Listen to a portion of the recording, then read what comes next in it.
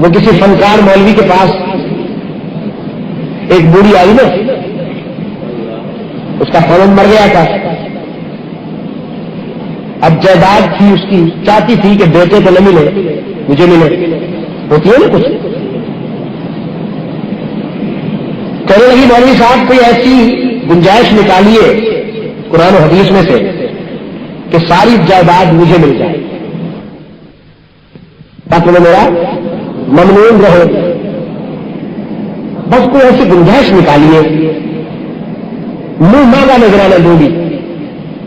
مولوی صاحب نے کہا دوں گی کیا ہوتا ہے، پہلے تو پھر ہم گنجائش نکالیں گے۔ تو نظرانہ وصول کر لیا، مولوی صاحب نے اس کے بیٹے کو بلا لیا، اس کو بوڑھی کو بھی بلا لیا۔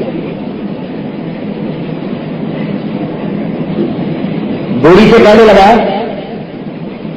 دیکھو بوڑھی، قرآن جو فیصلہ کرے ماننا پڑے گا، اگر قرآن کا فیصلہ تو نے مانوانا دائرہ اسلام سے نکال دوں گا تجھے، کیونکہ فیصلہ اس کے حق میں کرنا تھا نا۔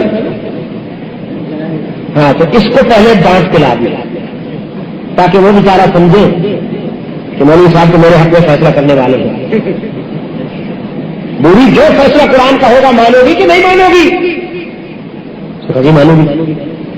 پھر نوجوان کی طرف دیکھا، بیٹا قرآن کا فیصلہ تو سر آنکھوں کرنا، جی بالکل قرآن کا فیصلہ سر آنکھوں کرنا۔ کہتا اچھا پھر سنو، تبت یدا بسم اللہ الرحمن الرحیم، تبت یدا ابی لہب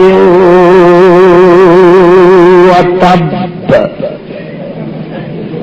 ما اغنا عنہ مالہ وما کسب